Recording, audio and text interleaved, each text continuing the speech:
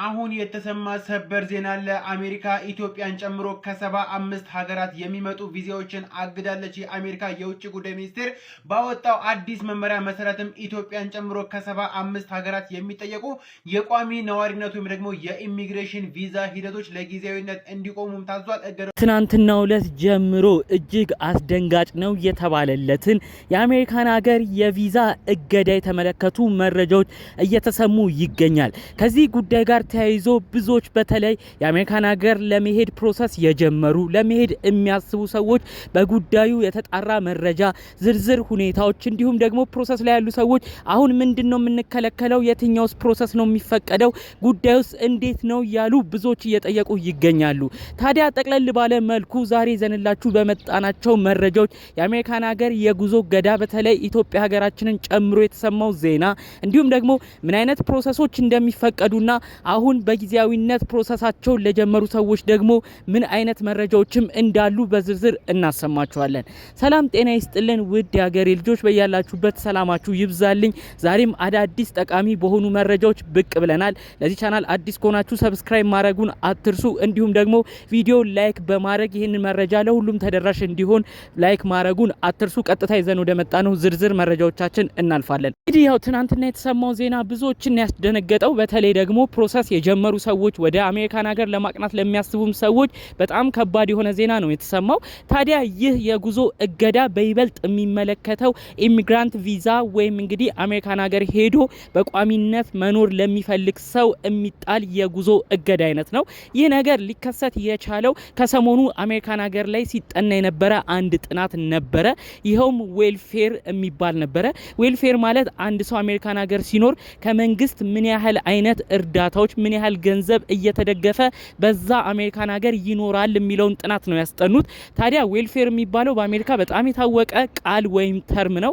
ኢትዮጵያኖች የተለያዩ ሀገራት ዜጎች አሜሪካን ሀገር እየኖሩ ለጤና፣ ለምግብ፣ ለተለያዩ ወጪያቸው እዛ ሀገር ሲኖሩ መንግስት ገንዘብ ይከፍላቸዋል። ታዲያ ይህ የሚከፈለው ገንዘብ በአሜሪካን ሀገር በትራምፕ ህግ አላግባብ እየወጡ ያሉ ወጪዎች ናቸው። ከተለያዩ ዓለም ሀገራት እየመጡ ህዝቦች ከመንግስት ከአሜሪካን መንግስት ገንዘብ ዝም ብለው እየወሰዱ እኛንም ለኪሳራ እየዳረጉን ነው በማለት እንግዲህ ዶናልድ ትራምፕ ይህ ጥናት በደንብ እንዲጠና በማድረግ የሀገራቶቹን ዝርዝር በተለይ ይህንን ገንዘብ እርዳታ በይበልጥ የሚወስዱት ከየት ሀገር የሚመጡ ዜጎች ናቸው ተብሎ ጥናት ሁሉ ተካሂዶ ነበረ።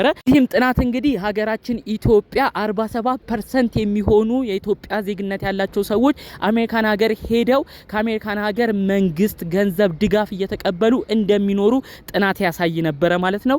ከዛ ውጪ ደግሞ ከ50% በላይ የሆኑ ዜጎች በጣም በብዙ ሁኔታ ገንዘብ የሚወስዱም ጥናቱ ላይ ሲያሳይ ነበር።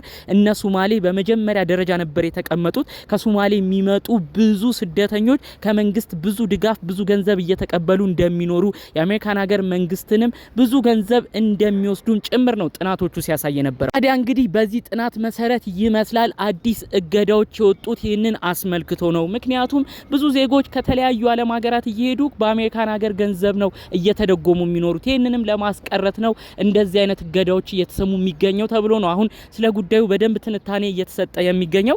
ሀገራችን ኢትዮጵያ እንግዲህ ከ50% በታች በሆነ ውጤት ነበረ የተቀመጠችው። ቅድም እንዳልኳችሁ 47% የሚሆነው ኢትዮጵያዊ ነበረ አሜሪካን ሀገር እየኖረ ከመንግስት ድጋፍ የሚያገኘው። ስለዚህ ላያሰጋት ይችላል፣ እገዳ ላይ ጣልብን ይችላል።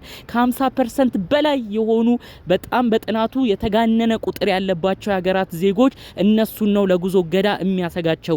እነሱ ናቸው በጣም ብዙ ገንዘብ ከአሜሪካን ሀገር እየወሰዱ እዛው እየኖሩ ያሉት ነበር ተብሎ መጀመሪያ ጉዳዩ ሲተነተን የነበረው። አሁን ደግሞ እንግዲህ ባልታሰበ አስደንጋጭ በሆነም ሁኔታ ነው አሜሪካን ሀገር 75 ሀገራት ኢትዮጵያን፣ ግብጽን በጨመረ መልኩ እገዳዎች እንደጣለች የተሰማው ማለት ነው። ታዲያ ይህ እገዳ ምን ያጠቃልላል ምን አያጠቃልልም የሚባለውም በዝርዝር እየተሰሙ ይገኛሉ ማለት ነው። በተለይ አሁን ላይ በደንብ እየመረመሩ የሚገኘው አሜሪካን ሀገር ለቋሚ ኑሮ ለመሄድ ለሚያስቡ ኢሚግራንት ቪዛ ወይም የስደተኞች ቪዛ ለሚጠይቁ ሰዎች ነው ይህንን ጉዞ እገዳ ክልከላ እየተደረጉ የሚገኘው። ጉዳይ እንግዲህ አስቀድሞ በተለይ ወደ አሜሪካን ሀገር ለመሄድ የሚያስቡ ሰዎች ቪዛ በሚጠይቁበት ጊዜ የጤና ሁኔታቸው፣ የቋንቋ ሁኔታቸው አጠቃላይ ከመንግስት ድጋፍ እየፈለጉ ይኖራሉ ወይስ ሳይኖሩም ተብሎ በደንብ እየተመረመረ እየተጣራ ነው ከሰሞኑ ራሱ ቪዛ ሲሰጥ የነበረው። ይህን ጉዳይ በአጽኖት ቆይቶ በአጽኖት በደንብ እየሰሩበት ወደፊትም እነዚህን ጉዳዮች ጉዳዮች እንደሚመረምሩም ጭምር መረጃዎቹ ተሰምተዋል ማለት ነው። ይህ በጣም እጅግ አስደንጋጭ ነው። በተለይ ማንም ሰው አሜሪካን ሀገር ሄዶ ከአሜሪካን ሀገር መንግስት ገንዘብ እየተቀበለ እንዳይኖርም ጭምር ነው ይህ ሀሳብ በደንብ እየተስፋፋ እየተሰማ የሚገኘው። ታዲያ በሌላ ጉዳይ ደግሞ የማይካተቱ በአሁን በአሜሪካን ሀገር በወጣው ህግ የማይጠቃለሉ የጉዞ እገዳ የማይመለከታቸው 3 አይነት ፕሮሰሶችም እንደዚሁ ተሰምተዋል ማለት ነው።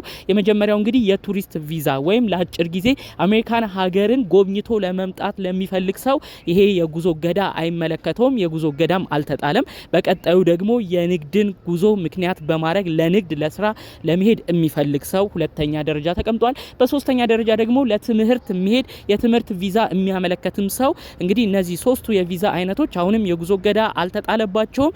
ሰው የፈለገውን የቪዛ አይነት ጠይቆ ከነዚህ 3ቱ ከተሳካለት መሄድ ይችላል ማለት ነው። በአጠቃላይ የሚያሳየው እንግዲህ ምንድነው ሰው ራሱን ችሎ ለትምህርት እንዲሁም ደግሞ ራሱን ችሎ ለንግድ እንዲሁም ለጉብኝት ራሱን ችሎ የአሜሪካን ሀገር መንግስትን ምንም ገንዘብ ሳይጠይቅ እዛም ገብቶ ለአሜሪካን ሀገር መንግስት ችግር ሆኖ የተለያዩ እርዳታዎች እየተደረጉለት የማይኖር ከሆነ አሜሪካን ሀገር ቪዛ ፕሮሰስን መጠየቅ እንደሚችል ነው መረጃዎቹ የሚያሳየው ማለት ነው። እንግዲህ በአጠቃላዩ ብዙዎች አሁን በመደናገጥ ላይ ይገኛሉ። በተለይ አስቀድሞ ፕሮሰስ የጀመሩ ብዙ ሰዎች ይገኛሉ።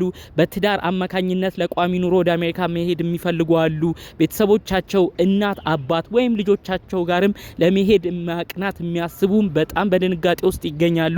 አሁን እነዚህ ህጎችን በጣም ይጠብቃሉ ተብሎ ነው የታሰበው። በተለይ እንዳልኳችሁ ቅድምም ደጋግሜም እንደነገርኳችሁ ዌልፌር የተባለው ጥናት ብዙዎች የአሜሪካን ሀገር መንግስቶችን የአሜሪካን ሀገር ባለስልጣናቶችን እንዳስደነገጣቸውም ጭምር ነው መረጃው የተሰማው። በአጠቃላዩ ከተለያዩ ዓለም ሀገራት የሚመጡ የተለያዩ ዜግነት ያላቸው ህብረተሰቦች አሜሪካን ሀገር መጥተው ብዙ ገንዘብ ወስደዋል። ብዙ ገንዘብም እየወሰዱ እየኖሩ ነው። ይህ ደግሞ የሀገራችንን የፌዴራል ሲስተም የሀገራችንን ሀብት እየመነዘሩ ነው ተብሎ ነው በጣም ብዙ ኢምፕሊኬሽን የተሰጠው ማለት ነው። ታዲያ በሌላ ጉዳይ ደግሞ በጣም ድንጋጤ ውስጥ እንዲገቡ ያደረጓቸው ሰዎች አሉ። ይሄ ዜና ከሰሙ በኋላ በተለይ ዲቪ ደርሷቸው የነበሩ ሰዎችም ይሄ ነገር እንዴት ነው የሚሆነው? ቢያንስ ዲቪ እጣ ማሸነፋችን የተናገረን ከዛሬ አመት በፊት የሞላን ሰዎች ይህስ ሁኔታ እንዴት ነው የሚታየው በማለት እነሱም በድንጋጤ ውስጥ ይገኛሉ ማለት ነው። ታዲያ ይህ የዲቪ ሂደቱንም የሚያጓትትና ሌላ እክልም እንደሆነም ጭምር ነው መረጃው አብሮ የተሰማው ማለት ነው። በዲቪም እንግዲህ የሚሄድ ሰው እንደ ቋሚ እንደ ኢሚግራንት ቪዛ ነው የሚሰጠው እንደ ቋሚ ስደተኛ። ስለዚህ የቋሚ ስደተኛን ሰዎች አሁን ደግሞ እየፈለጉ አይደለም አሜሪካን ሀገር ገብተውም ገንዘብ እየተቀበሉ ብዙ ነገር እያረጉ ይኖራሉ ብለውም ነው እየፈሩ የሚገኘው። ለዛም እንግዲህ የዲቪ የደረሳቸው ሰዎችም ሌላ እክል እንደሚያጋጥማቸው ነው አብሮ ተያይዞ መረጃዎቹ እየተሰሙ የሚገኘው ማለት ነው።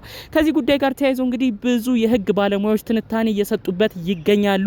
አሁንም እንግዲህ ይሄ ጉዳይ ተግባራዊ የሚሆነው በፈረንጆቹ ጥር 21 2026 ዓመተ ምህረት ነው። ይህ ተግባራዊ እስኪሆንም ያሉት የቪዛ ሂደቶች በጥብቅ ሁኔታ እንዲቀጥሉም ጭምር ነው ትዕዛዝ ከአሜሪካን ሀገር መንግስት የተሰጠው። ቅድም ያልኳችሁን የቋንቋ ሁኔታ ያጣሩ፣ የጤና እክል ሰው ችግር አለበት የለበትም የሚለውንም ሁኔታዎችን እየመረመሩም ጭምር ነው እንግዲህ የቪዛ ፕሮሰሱ ከሰሞኑ እየተካሄደም የሚገኘው ማለት ነው። ያው ቋንቋ ችግር ካለበት አሜሪካን ሀገር ሄዶ ለመኖር ያስቸግረዋል። ከዛም በመቀጠል ድጋፍ ከመንግስት ይፈልጋል ብለው ነው ያሰቡት። እንዲሁም የጤናም ችግር ካለበት የጤና ኢንሹራንስ ይፈልጋል። አላዩ እንግዲህ በተለያዩ ጉዳዮች ችግር ያለበት ሰው ወደ አሜሪካን ሀገር ሄዶ ሌላ ሸክም እንዳይሆንም ጭምር ለማሰብም ይመስላል እነዚህን ከባባድ የጉዞ እገዳዎች የጣሉት ማለት ነው። እንግዲህ በቀጣይ ዝርዝር ሁኔታዎች አዳዲስ ጉዳዮች የሚወጡ ውሳኔዎችም ካሉ በዝርዝር አብረን የምንመለከት ይሆናል። ከዚህ ጉዳይ ጋር በተያያዘ በሰፊው እውቀቱ ያላቸው የህግ አማካሪ የማገኛቸው ሰዎችም ካሉ በቀጣይ የስልክ ቆይታን በማድረግ ዝርዝር ሁኔታዎቹን የተለያዩ መረጃዎቹን ይዘንላችሁ እንመጣለን። በሌሎች ጉዳዮቻችን ብቅ እስክንል ለዛሬ ይዘን የመጣነው መረጃ ይሄን ይመስል ነበረ። ሰላሙን ሁሉ ተመኘሁላችሁ። ሰላም